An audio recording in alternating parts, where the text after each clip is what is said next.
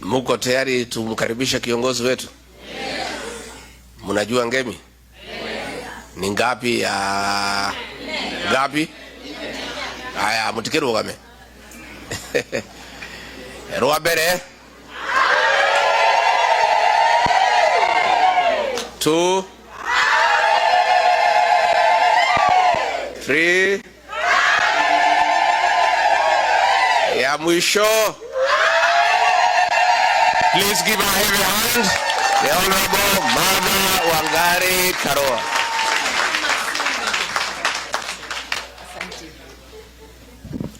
Hamjambo nyote. Tuketi tafadhali. Ndugu yangu, the second Deputy President of the Republic of Kenya, His Excellency Rigathi Gachagua, Pastor Dorcas, and all protocols that have been established before I came to the podium. Na wananchi watukufu, hamjambo tena. Ni furaha yangu kuwa nanyi siku ya leo, na nimekaribishwa vizuri kama vile mlikaribisha ndugu yangu. It's a rare opportunity that the two of us are here sharing a podium. We want to thank you very much, the organizers, for inviting us to this occasion and for enabling us to engage with you. Na nitaanza na kastori kidogo. I was called to politics by times like this. During the Moi era, I had just ended my contract, my second contract as a magistrate, and I decided to go to private practice in '87. And the KANU regime was trying to encroach on the law society. As a young lawyer, together with other young lawyers, we started a movement of resisting being taken over by KANU. Ilikuwa imemeza maendeleo ya wanawake. The name had changed to KANU, maendeleo ya wanawake. KOTU had been swallowed, and Mutukufu expressed publicly that the next institution you'll be taking is the Law Society, because it was vocal. So as young lawyers, when our chairman of the day agreed to a government appointment, we felt that he was now leaning too close to the regime. I became active, organizing and leading to push back. And then I realized that you cannot practice your profession or your business in a vacuum.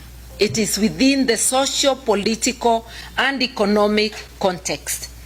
And I therefore linked the environment I worked in to the politics of the day.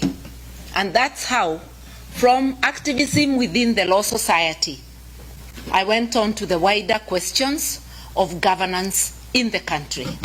The rest is history. Here I am, still practicing. I'm still practicing the two professions, politics and law, and they intersect very well, because as a lawyer, you are taught to represent. As a litigation lawyer, which I was largely, you articulate the issues of your people. In politics, it's the same thing. So, I don't know, it's not 30 years, it's almost 40 years. Here I am, still at it, and instead of the Moi dark days, we've now gone 360 degrees back to where we came from, and this is not dark days. This is total eclipse. Yes. Total eclipse. I don't remember anywhere during the Moi era other than the Wagala massacre, which was over a period of time, not a single day, where 60 or more people are killed in a single day, and it goes on and it's countrywide. I've said other than the Wagala massacre, even when there was Sabasaba and such things, we never had large mass deaths that are repeated, a system that is unrepentant, almost rejoicing and adding insult to injury. shoot to kill. And the mtukufu of the day echoes the words. Then when he finds the UN is complaining, is asking for accountability, he says shoot in the leg, as though you don't die when you're shot in the leg. Rex Masai was shot in the leg and he died. So many have died. A gunshot on any part of the body can actually finish you, depending on where. So asking that people be shot, unarmed people, it's a criminal offense. And this is a guy whose case at The Hague never finished because the witnesses walimalizwa. Moja kwa moja, compromised, finished, all disappeared. And some were compromised and went away. So we are saying we are living in very bad times. Moi era, we didn't have the 2010 constitution. Now we have a constitution which is so explicit and which has all but been suspended. I am happy to be talking to you because in diaspora, you actually think about Kenya. Sometimes I think that you worry more than some of the people living in the country. The questions you ask, the support you send, and like my brother has said, you are the ones subsidizing the effects of bad governance. When there was NHIF, you sent less money for treatment. With the Shah Chief mischief, you are now the ones shouldering the burden of health. With the defunding of education, you are the ones shouldering the burden. With the irregular remittances of support money for the aged over 70, and with those who have not yet to be registered and are not being registered, you're the ones supporting your families. So you're doing a lot, and you still worry about governance. All those telephone calls, what's going on, what's happening in this and that place. So I'm talking to people who worry about Kenya, and we are asking you, word of mouth. You have more votes than in your pocket. A few of you are registered to vote. Others have not been registered because those who register are not bringing it to where you are. Sometimes you have to travel long distances. We have not, as a country, fulfilled our promise to the diaspora, a promise that is in the Constitution of Kenya. Because we ought by now to have progressively made it possible for everybody in diaspora to register at a point near them. Even if not in every state, there should be a point in every cluster where you people can register, and it is possible for the officers doing the registration to move around to those places. It is possible to appoint returning officers on the election day, credible returning officers to man the various stations. I don't see that being fulfilled now, but it's a promise we make that we will fulfill. So what's wrong with Kenya? We have a constitution, hardworking people. Kenya doesn't have a problem of revenue. It's a problem of misapplication of that revenue, an expenditure problem, physical indiscipline, going to pamper a small ruling elite when essential services are not being attended to. We have never failed to renew motor vehicles and get the latest guzzlers for the ruling elite. We are renovating State House with more money than a brand new better State House can be built on. We are renovating the DP's office. We are doing things that are crazy. We are spending 4.5 billion to make Bomas of Kenya a hotel, as though it is a priority at a time we are saying we cannot afford 1 billion shillings for examinations for our children. Our priorities are upside down. In one word, what is wrong with Kenya is governance. If you want to correct the economy, correct governance. And what is governance? Is how we do things. It's about a foundation of the rule of law, following the rules that we make. Even here we have unspoken rules. Only one person can speak at a time. If we are all speaking, we can't hear one another. So for a club called Kenya, the rules that we make for governance are the laws of Kenya, beginning with the constitution, and then the laws under it. If we follow that, imagine the constitution has a whole chapter on how to apply finances, on how to apply the revenue collected. It has a whole chapter on the leadership that is fit to steer the country's affairs. It has Article 10 that gives us the principles, the values and principles of governance: inclusivity, respect for human rights, transparency, accountability. I do not have to say all of them. Mwelekeo tumepewa, lakini masikio hatuna. Tuna macho hayaoni, masikio tunayo lakini hasikii. We are doing the opposite. That's why it should even not be one term, maybe no term. You know? Especially with the killing going on. How much more blood do we have to shed? We must be thinking. That's why when my brother came over, we spoke and we said, this is not about us. This is about the country. And we agreed that we have to unite, not just the two of us. The two of us, and then we go out and look for others. And when I went to pay a return visit to Amunyoro, you saw it was Kenya, not me. Because we need everybody.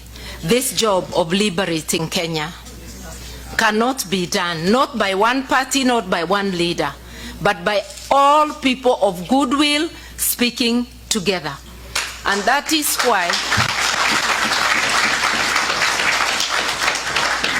why in the People's Liberation Party, the clarion call is unite, liberate. Without unity of purpose, you cannot liberate. We have unity of purpose. And that unity of purpose has given Kenyans hope. Ile shimo tuko, people are beginning to lose hope. But the moment they have seen a coming together, na hatujajaza, the doors are open for more to come in. People have seen hope. That hope is represented in the manner they are coming out, where the united opposition goes. It tells you people are eager. They keep telling us, you got to stick together, because that's where the hope lies. With a thieving person in charge, with the person who does not care about rules, you have to have a flood of votes to overcome. We are telling him, hata Kasongo mwenyewe akiwa the chair of IEBC bado tutambwaga. You see?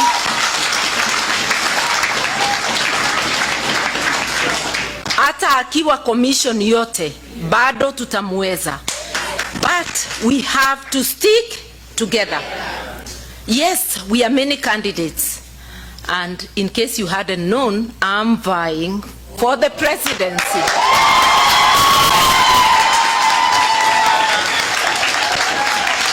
I said, I'm done with running mate business, having finished that era in 2022. But I am also ready if in the unlikely event another person is chosen as a candidate, I will subordinate my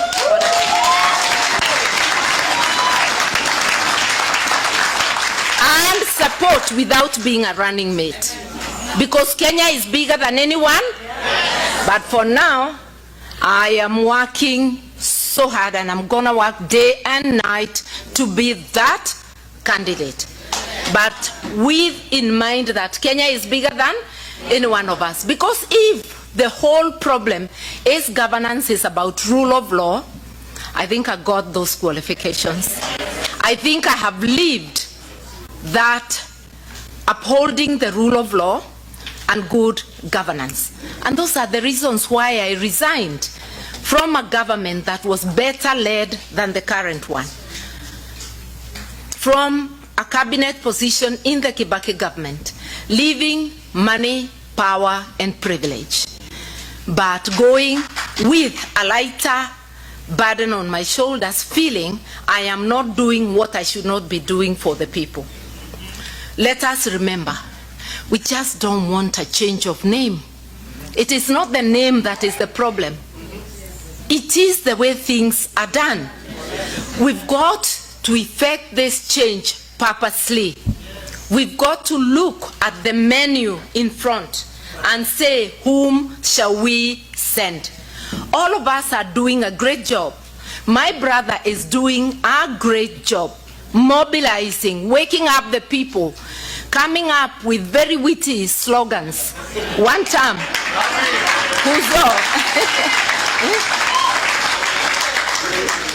from insider knowledge, he's delivering sucker punches. I was telling him that the last one, when he told him, you are angry, I see you are very angry, but Kenyans are more angrier than you. That was a knockout punch. And each one of my other brothers, everybody has something useful they are doing, something unique. But we want to look at the totality and say, whom shall we send? So each one of us will market themselves. We'll all market our parties. And when we talk of parties, let me tell you something. I talked of governance. But political parties are very important in the governance of a country, because they are the network that mobilizes the people on a platform.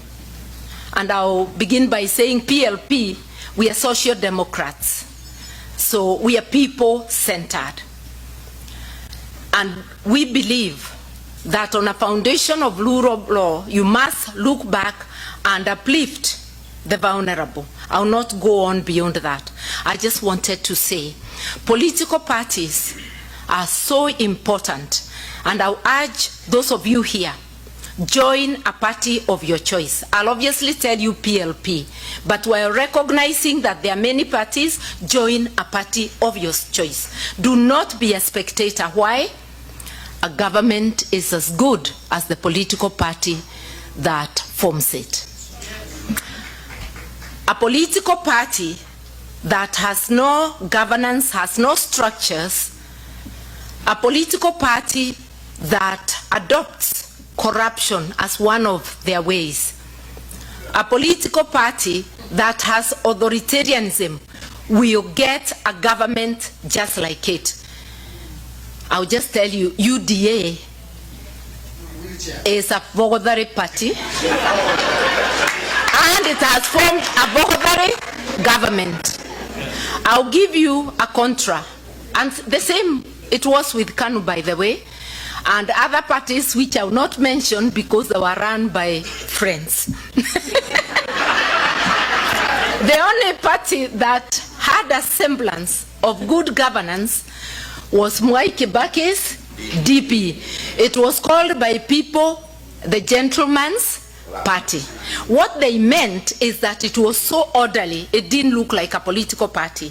By the way, when I was rigged out of party elections in Ford Asil in 1992, September the 12th, because I remember, I immediately moved to DP by the 2nd of October, and elections were called.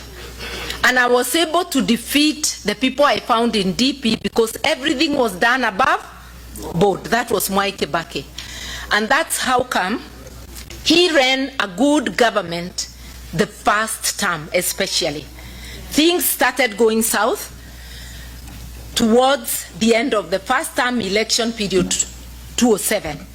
And then when we got the grand coalition, or was it grand corruption government, that, you know, I'm telling you from insider, the way now Rigi can speak to you as an insider, you know, he delivers truths from knowledge.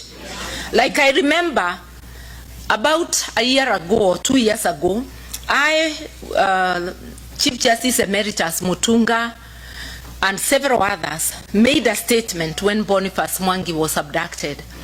And from information we said there is a killer squad of assorted security agencies, and we explained. Rigiji has explained it better than us. He's even given us the figures that it has just slightly over 100 people. You know that's from Insider. Just like Muturi did on abductions. In fact, Muturi will be my witness in the Law Society case, because they keep denying, yet he has insider information. I'm just telling you that having people who have inside knowledge is very important. I had inside knowledge of the Kibaki government, and I can tell you that it ran well until we stopped caring about the law, and that happened especially in 2000, after the coalition government came, and I lasted just for 1 year before leaving. Because it has to be, you don't want things done which later you cannot explain. You can't be part of it and then deny it. So we are having a problem. The issue is governance, and political parties do matter. Kindly, you can make that party you join a party that is well run by speaking out. You can make sure that that party has good policies by impacting on the policies.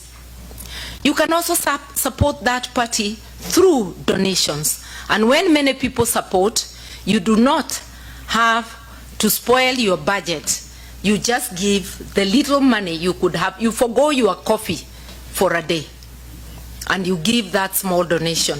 Help us get Kenyans to know that parties should be given, not giving out. You know, we've got to get away from that handout culture. Help us through word of mouth for people to know. And those who do not have money, you still can give. Give your time. It is money. Volunteer in cash and in kind, and through word of mouth. So I want to say that there's a lot you can do. There's a lot you're doing. We still expect so much of you. We are going to build Kenya together, and please link political parties with governance.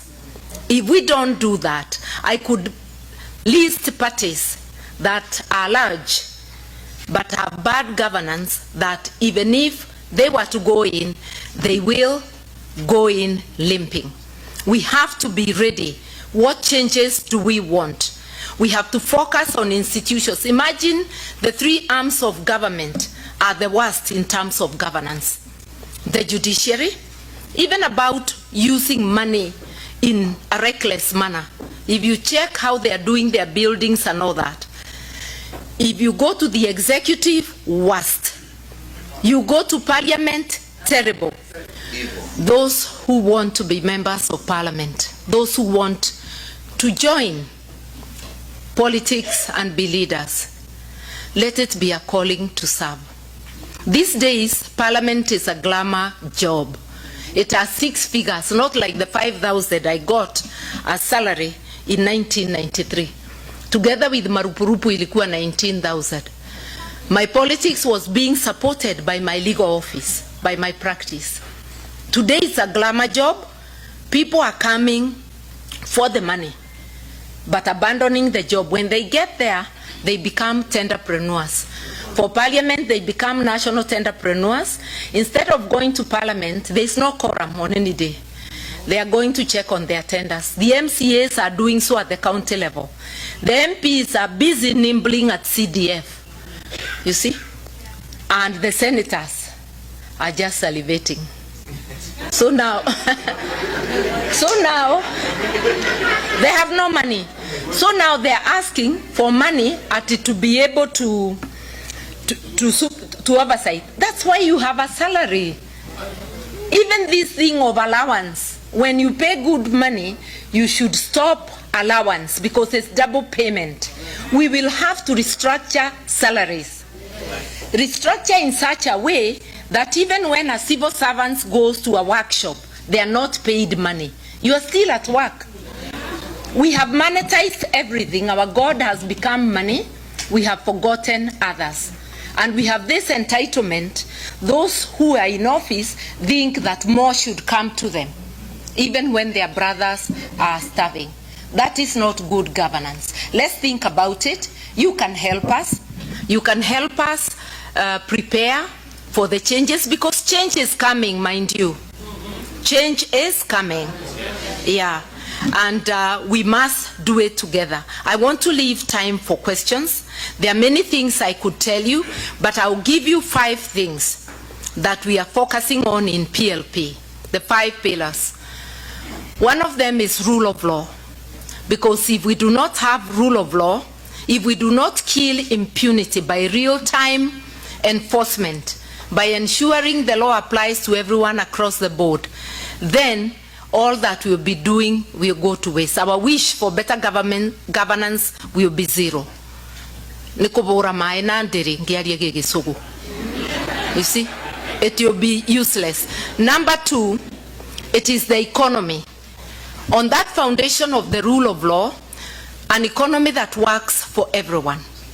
Taxation should never be a punishment. It's a contribution for the services you get. And one of the principles of taxation is to tax people what they can afford. You cannot tax people until working people can no longer feed their children, can no longer take their children to school, are having their houses repossessed and their cars. That is not taxation, that's extraction. And the last time we had extractive regimes that were unapologetic was the colonial era. We do not want an extractive regime. We want taxes people can afford. Abolishing the housing levy and any other punitive tax. Without going into details, also ensuring that Article 43 on basic needs is implemented, that people have access to education, universal access to education and universal access to health in all public institutions. We can afford it, we just have to seal the leakages.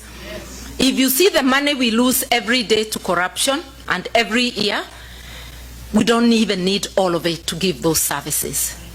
And also start by using the money already allocated well, because all these institutions, the schools, the hospitals, there are leakages you cannot imagine. Investing in agriculture. Why should we stay hungry and we have arable land? Support farmers, and especially those small-scale farmers.